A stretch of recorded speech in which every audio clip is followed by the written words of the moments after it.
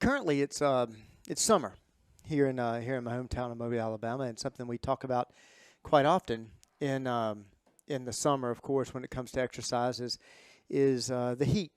We talk about in summer down here. We talk about the heat pretty much all the time, but heat and also humidity.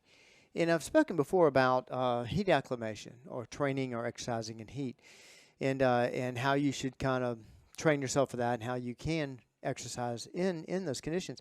But I haven't really talked about what does that do to you exactly. What are the effects of heat and humidity on your training, and how does acclimating it? What does it actually do? How does it actually improve your performance? So I thought we'd do a deeper dive today, especially because of what I've got going on in my own training about heat acclimation, humidity acclimation, and how it can improve your performance today on the Personalized Fitness Podcast.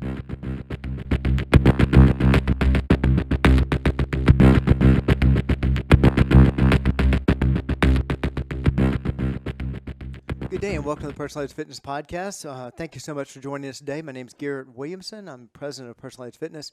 Thank you again for joining us on the Personalized Fitness Podcast, Dispelling the Myths of Health, Fitness, and Wellness. Now, before I dive into this topic, and it's rather near and dear to my heart right now because of what I've got going on in my own training, but I also want to tell you how to get in touch with the show in case you have any questions about this podcast or any others, or if you have a question that, especially one that deals with dispelling the myths of health, fitness, and wellness, please contact me at area code 251-278-3343. That's 251-278-EDGE. You can also reach me at my email address, which is garrett@personalizedfitness.com.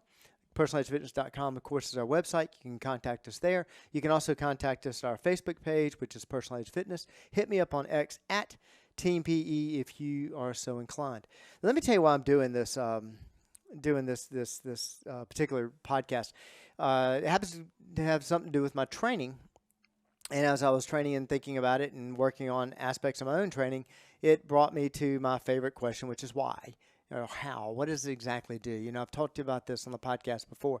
You hear things like, water can make you lose weight. Well, how? Why? I've done podcasts on exactly what happens on that. Well, I really want to dive deeper into heat acclimation and actually what that does, what happens in your body, and how, what are the mechanics that happen that actually improve your performance or allow you to train or exercise or to feel more comfortable in that kind of environment. Now, the full disclosure and why I'm talking about this today and why does it have something to do with my own training? Well, I actually am leaving next month to compete in my 11th World Championships for Team USA in multisport racing. Now, multisport racing, many people know of triathlon, and that's a multisport racing, several sports, 3 different sports involved.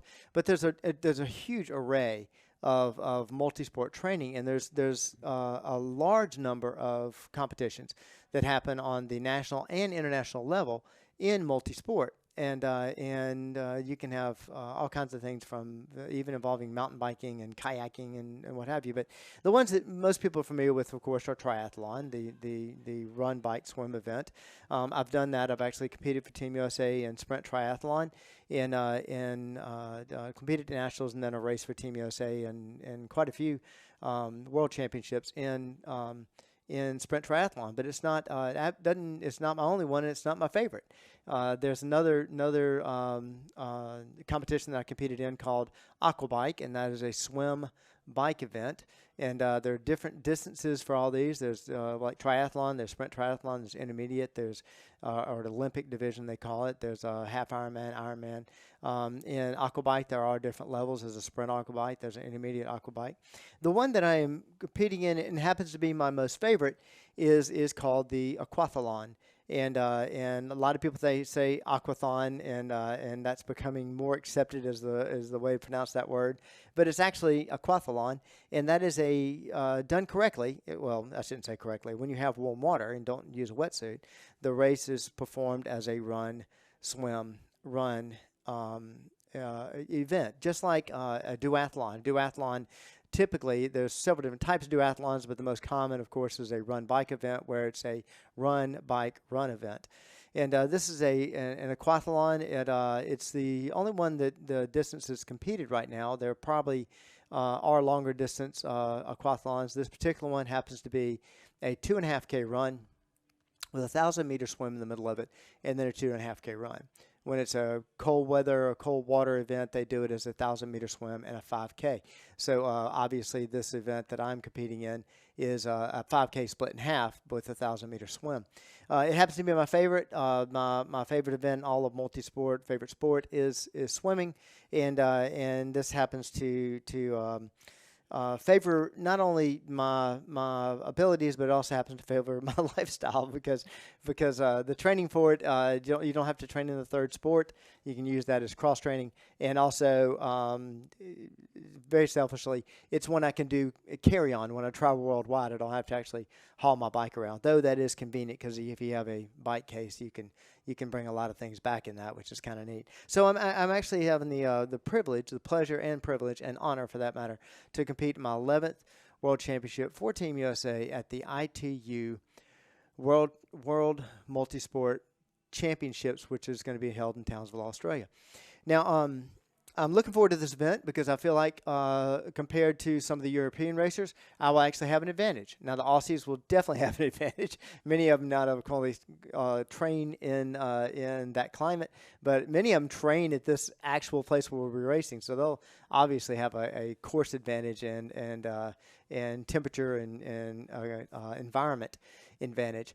But I'm trying to train and make sure that I have as much of an advantage as I possibly can. Obviously, my racing, my swimming, making sure my transitions go quickly, making modifications to my first run. I'll actually run my first run, most likely, definitely with my goggles because they will act as my sunglasses, my swim goggles, and probably wear my swim cap if I can handle it with the heat, because then I don't have to put those on in transitions. That's one advantage. But another advantage is climate. And whenever I have a race like one of these coming up, I always go and look at the almanac for the particular area where I'll be training and check out temperatures and then try to put myself into that type of temperature. If it's going to be colder water, I have an opportunity. There's a place I can swim in North Alabama where I try to do that and do some wetsuit swimming if I need to. This particular one happens to be heat. And I had one that was probably the closest to our environment here in Mobile. In 2016, I raced in Cozumel, Mexico, and I was ready for the heat and ready for the humidity. It was actually a little bit hotter, but I trained in very similar conditions. This one's a little different. Actually, I am training right now in an environment of somewhere between 87 degrees and 91 degrees. Now, sometimes a little bit higher. And a humidity somewhere between 77% and 86% humidity. Now, we call that Tuesday here in July here in Mobile, but most people refer to that as very high humidity. Even we would refer to that as very high humidity and high temperatures. You've heard of the heat index before, and that is, what does the temperature actually feel like? And at today's current temperature is 87 degrees. They say the heat index makes it feel like it's 102. So somewhere in the heat index range, I'm training somewhere between 102 and like 106, even 110 as far as heat is concerned. I will be traveling to Townsville and competing in an environment of 66 degrees to 80. In fact, their record temp on the day that I'll be racing is actually 82. So it's a lower temperature. Humidity is still pretty high, 71 to even 87% humidity. Or excuse me, I'm sorry, 77 to 84% humidity. But the heat index, where I'll be traveling, like just a reminder, in Mobile, I'm training in somewhere between a heat index of 102 to 110. I'll actually be competing in somewhere between 71 and 87. And that's substantial. That's going to feel, 30 degrees, that's 29, 25 to 30 degrees lower temperature. You're going to feel that. That's going to be a big difference. And I thought that if I was training in a higher heat, higher humidity, and was acclimated for that, where I could actually race and was gauging my times in of how I was doing, how fast was I running, how fast was I swimming, how fast was the overall race, in that higher temperature, higher humidity, or high humidity and higher temperature and higher heat index, that would give me an advantage. I just generally assumed. But I thought about it. I said, well, I'm making an assumption, and I don't know if that's actually correct. So I dove deeper into this to look into acclimation and what actually happens. Okay, the mechanisms well, first thing, the definition of heat acclimation. Heat acclimation is a process by which the human body undergoes physiological adaptations to better cope with high temperatures. Now, of course, yeah, Garrett, that makes sense. But the key to that is the physiological adaptations. Your body literally does adapt. And so what are the mechanisms of heat acclimation? Well, heat acclimation induces several physiological changes in the body, including, and these are probably the four most important. Number one is increased sweat rate, and that is the enhancing, well, the increased sweat rate, you're going to sweat more. Obviously, you're going to increase your sweat rate, and you're going to train your body to fire off and get that sweat rate going quicker in higher volume. And what does sweat do? It actually enhances the cooling of your body by the sweat coming to the surface and then evaporating off the body. So it's actually heat leaving the body, cooling the body down. Number two is a lowered core temperature. This reduces the risk of heat-related illness. This is why you can take a very highly competitive, fantastic triathlete. The twin brothers from Britain, as a matter of fact, they were the top 1 and 2 at that year in 2016. They were the top two. The Brownlee brothers, they're called. The Brownlee brothers, they were the number 1 and number 2 triathletes in the world in 2016.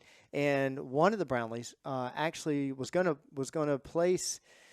May have won it. Was going to place probably top 3, and within 20 yards of the finish line, he actually just became almost hysterical and collapsed, and had a couple of racers pass him. His brother came up and actually picked him up and dragged him off, and literally, if you go back and look at it, threw him across the finish line.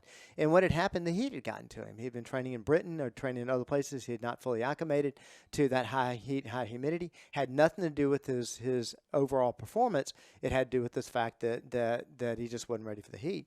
The number 3, improved cardiovascular function. And this is increased plasma volume and improves blood flow to skin and muscles. All right, plasma volume. What are we talking about here? I did a deeper dive into this just so you explain. So I sort of understand plasma volume, but I wanted to explain just briefly, not getting too technical about that. Plasma volume is the liquid component of the blood that plays a crucial role in exercise performance due to its impact on various physiological functions. And here's some key ways that it does. It improves cardiovascular function by increasing, by actually affecting your blood volume. Increases stroke volume and cardiac output, and that is how much blood your heart is able to actually pump out. And what do you need during this time? You need energy. And so energy is basically transferred. It's taken around the body through your blood. And one of the things that is very important is oxygen. I say many times that oxygen equals energy. And so your capacity of taking a lot of oxygen actually will lower your heart rate and increase your energy level. That's why when you sprint, you breathe so much. You start huffing and puffing, as they say. That is your cardiovascular system, your lungs, and the cardiopulmonary system too. I mean, full cardiopulmonary system, your heart and your lungs, trying to get more oxygen into your body. And so that if you increase that stroke volume, you can increase that energy going throughout your body. Thermoregulation, in other words, regulating your heat dissipation. You can actually increase that through increasing plasma volume.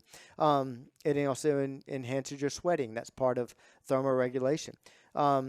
The hydration and electrolyte balance. If you're increasing your stroke volume or increasing your plasma volume, then you're going to increase that hydration getting through your body and cooling things off or using it where it's needed throughout the body. And also fluid balance. And then back to the last one being oxygen transport, what I was saying earlier about your energy is transferred through your body, through your blood, and increases your energy level by getting more oxygen to the different parts of the body. The other thing it does is metabolic waste removal, and this is the clearance of byproducts. As you start breaking down muscle tissue, you give off byproducts that your body wants to get rid of. And increasing your plasma volume will increase your metabolic waste removal. And of course, it also helps in recovery. But back to the mechanisms of heat acclimation, I kind of diverted when I went to improve cardiovascular function, talking about plasma volume. But just to recap, mechanisms of heat acclimation: increased sweat rate, lowered core temperature, improved cardiovascular function. And the last one is reduced sodium loss. And this reducing your sodium loss is extremely important. And sodium gets a bad rap because we think of sodium being attributed to high blood pressure and what have you. But you need sodium in your body. You have to have it. If you've ever been outside exercising or exerting, however, and you start to and you're drinking a lot of water, what have you, you start to get a headache, this dull headache. A lot of times that can actually be caused because of so much water and less sodium.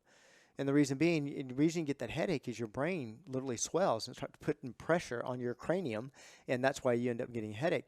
Having that sodium in there helps draw that water away from swelling in your different organs.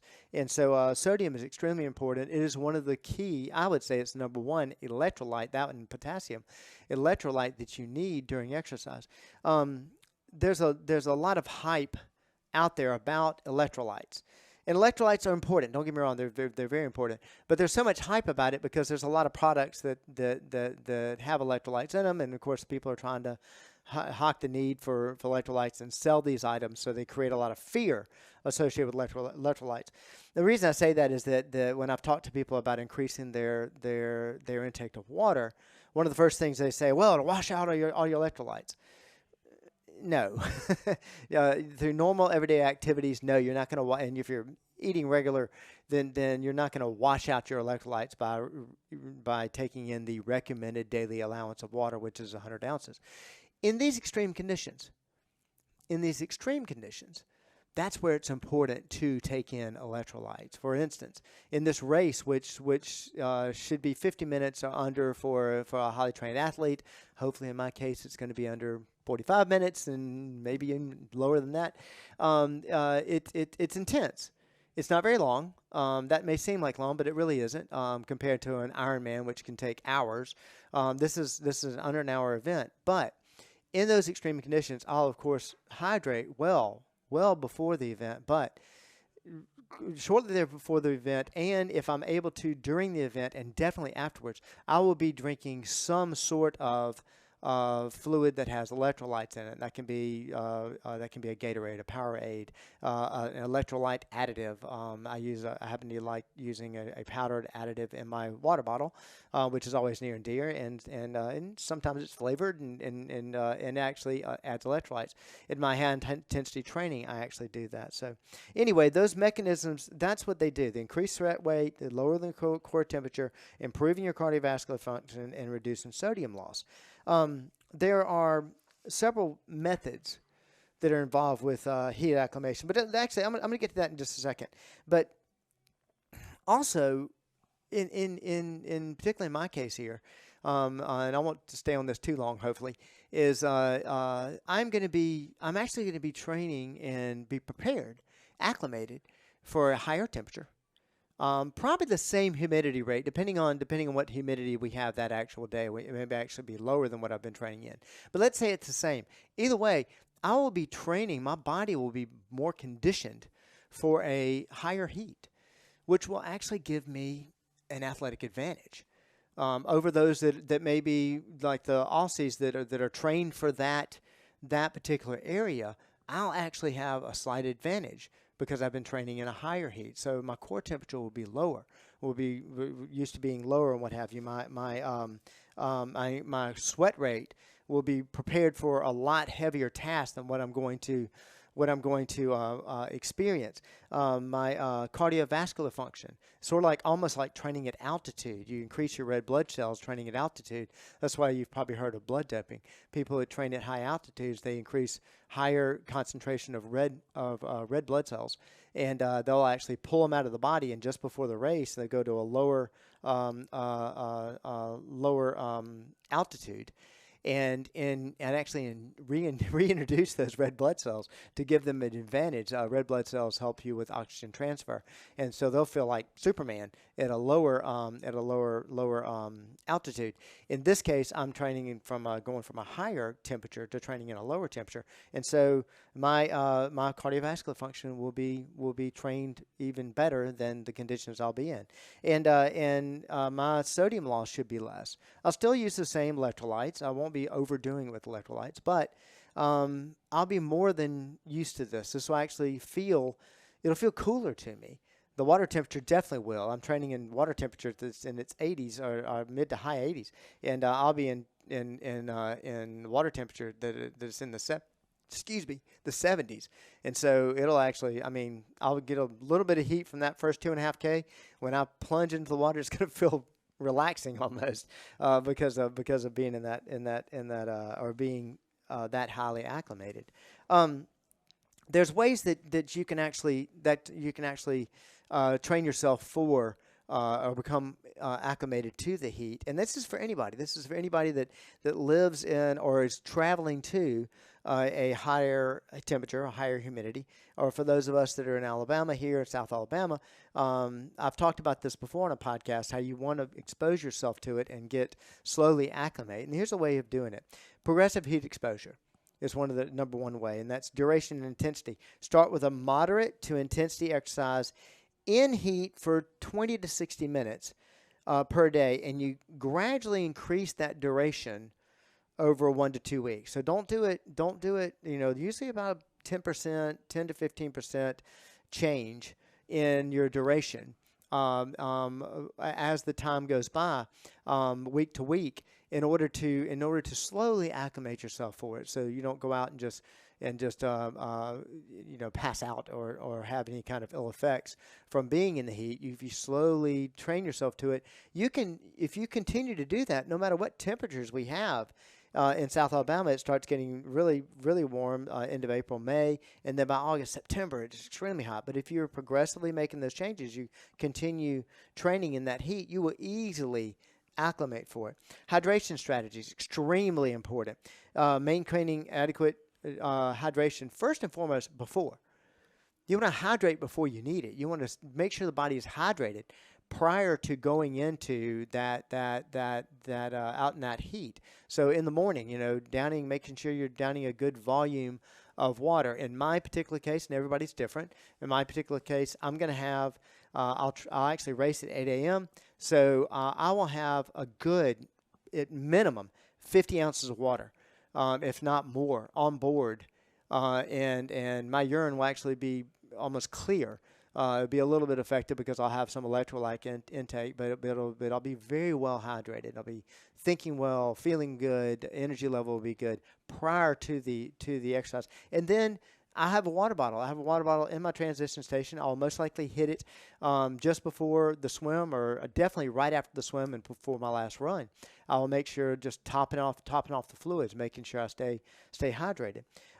Clothing adjustments. This is very obvious. You want to wear light colored clothing in a higher heat environment. But also, most people think of, well, I want to rip off clothing and get down to as least amount of clothing. Not necessarily. Not necessarily. Yes, that will expose the body and allowing the sweat to evaporate, possibly evaporate quicker. But if you have garments that have more of a wicking effect and help pull that water off your body, believe it or not, that garment will actually become wet, and it actually acts as a cooling effect. And so there are a lot of good hydrating material out there. Believe it or not, cotton it becomes soaked becomes damp, but it actually has a cooling effect on you. So if you have a choice of whether or not to wear a T-shirt in those situations, that's why you see a lot of people that are out in fishing and out in incredible heat, and they're wearing these long sleeve sun shirts.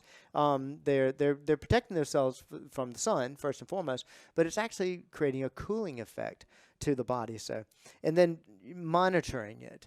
Monitoring core temperature, heart rate, perceived exertion.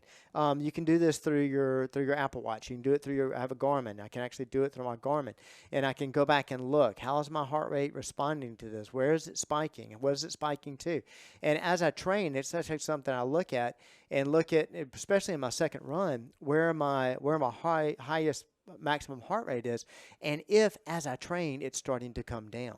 Because I can do that, one thing from training, through sprint work, through increasing my the frequency, intensity, or time of the training. But also I can do it through hydration.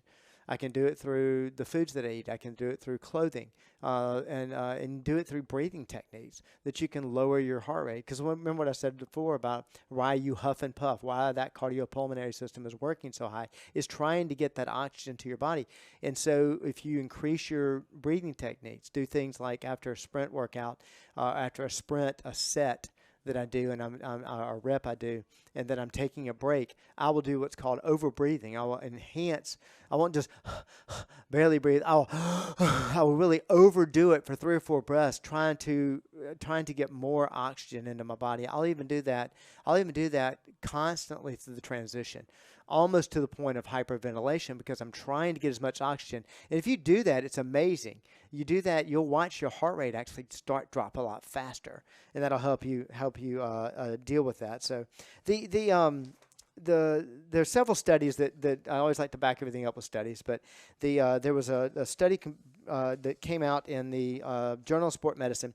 This was done in 2013, and it was called The Effects of Heat Acclimation on Physiology, Performance, and Exercise Heat Tolerance. And they found that the study demonstrated that a 10-day heat acclimation protocol significantly improved endurance performance and thermoregulation, your body's ability to deal with heat, in trained athletes. The participants showed lower core temperatures and heart rates during exercise in heat compared to non-acclimated athletes. That's pretty obvious. So there's another study that was actually came out in the Scandinavian Journal of Medicine and Sports Science, and this was back in 2015.